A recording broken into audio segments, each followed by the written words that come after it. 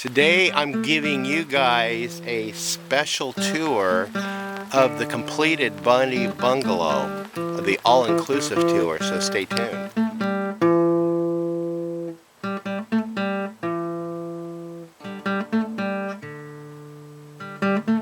Good morning, welcome to Pine Meadows Hobby Farm, a modern homestead. I'm your host, Jerry Hansen. I've been working over the period of a year on this Bunny Bungalow using recycled and repurposed material and using some profits and proceeds from the sales of some of my livestock to purchase additional material. So all in all, this Bunny Bungalow has not cost me 1 cent so far. Let's start with this feature right here. This is where I attach a garden hose to this spigot right here, and the garden hose will just screw right into there. And on this part of it, I uncap this and I fill this with vinegar. And then I cap it, and then I turn the spigot on for the water, and the water will flow up into the attic to a bucket. It dumps into this 5-gallon bucket, and it kind of flows out through this clear line down into the Bunny Bungalow. I have an outlet up here on which I can attach a little light bulb under the bucket to give some heat to keep it from freezing. I also have a roll of bubble wrap over there. I can wrap that in to give it additional insulation. That hose right there under the eaves is a level indicator to show me when it's time to turn the water off and stop the flow of water, that the bucket is full. This container right here is a watertight container that I can use to store grass hay in to feed and store the rabbits.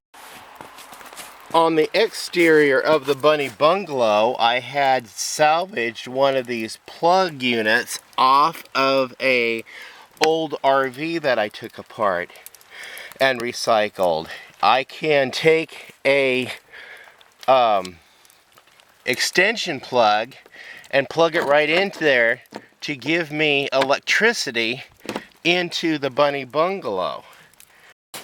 In the future, I plan to put some solar panels on the roof, and there's a wire that extends down below to attach a bank of batteries to. I'll have a solar controller and to charge those batteries, and I'll have a small inverter in the battery box, and the inverter will plug into there instead of running the extension cord. So the Bunny Bungalow will eventually be totally off-grid. I have 3 windows installed in the Bunny Bungalow.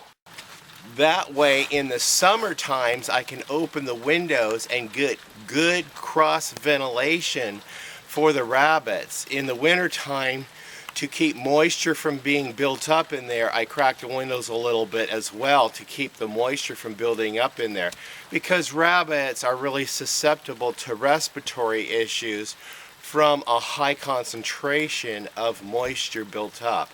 Also, their urine, if left unclean, just left alone, will build up an ammonia level. But let me show you my jerry-rigged poop collection. This is what you guys have been waiting for. Let's go ahead and go in, and I'll show you the interior of the Bunny Bungalow.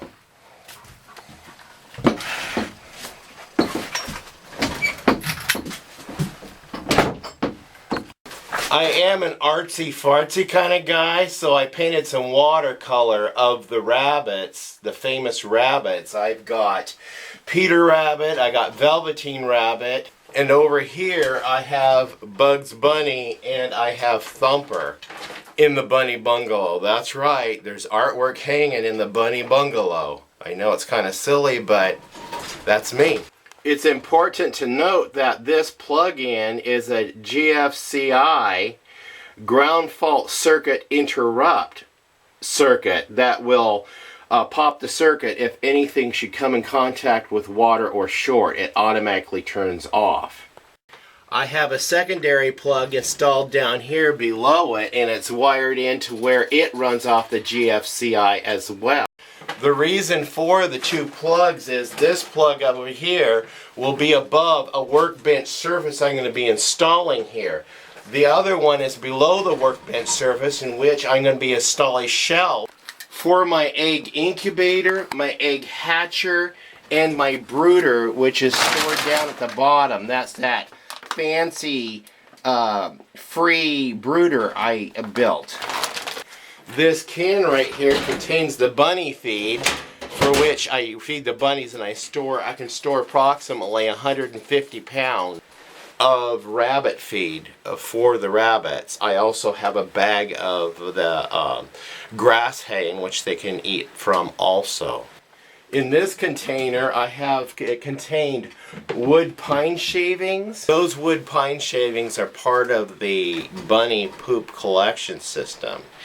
Now I've got to feed the rabbits. They have 3 days worth of poop accumulated, so about every 3 days I will clean the poop up. Now let me show you how I do my poop collection. In a previous video from free stuff that I managed to accumulate from estate cleanups. By the way, I got this coat for free from an estate cleanup. I got the hat free. It was courtesy of a place, a hardware feed and seed shop that I make most of my purchases through, so they just gave me a hat. I also got a real fine pair of boots from the same estate cleanup as I got the coats. So we're still sticking to a very tight budget here at Pine Meadows Hobby Farm. Now, the poop collection system. The super sucking shop vac is what I got free from another estate cleanup.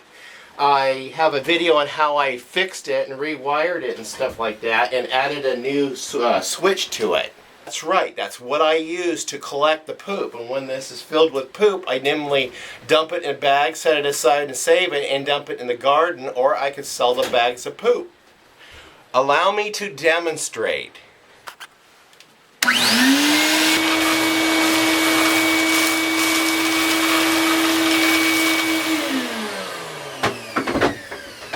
Now, I'm not after all the wood chips or every little turd that's in there. I'm mainly after the bulk of the turds and also the bulk of the rabbit urine soaked pine chips. That way I get rid of the ammonia buildup and it goes into this can, the super vac.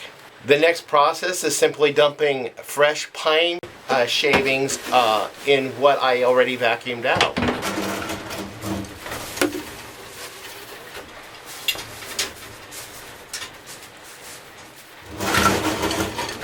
And that part is done. We're right now using external water bottles here because I haven't got the system totally set up upstairs for the watering. The rabbits did take right to those water spigots. I had a little bit of water in them, so they got right to them and was able to draw water from them. But then we had freezing, and I haven't got the light bulb upstairs yet to keep it thawed. The bunnies are clean, fed, watered, and they're nice and warm because it's not, I got to open a couple of windows because it's not freezing anymore. Give them a little cross draft, and I think we're good to go.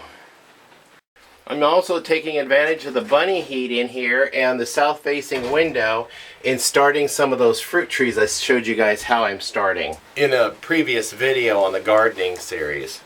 So that's it on the tour of the bunny bungalow and the poop collection system. I have plans of when we finally go off-grid. Obviously the super vac is going to be too big for the system, so let me show you a backup plan that I have for a smaller system that you guys can employ on your homestead. In my apiary series of beekeeping, I made a a bee vacuum, and on that bee vacuum I purchased a bucket head. Now this is a bucket head super vac that attaches to one of these 5-gallon buckets. It's really easy. You just clip it on, and you've got a little shop vac that is suitable for an off-grid bunny bungalow running off of a smaller, like a 2,000 watt inverter for just short periods of time. So there you go. That's my idea for going off-grid, for an off-grid bunny bungalow poop collection system. Stay tuned for more videos. I'm your host, Jerry Hansen, here at Pine Meadows Hobby Farm. I want to thank you guys for coming, and I'll see you in the new videos. Bye-bye.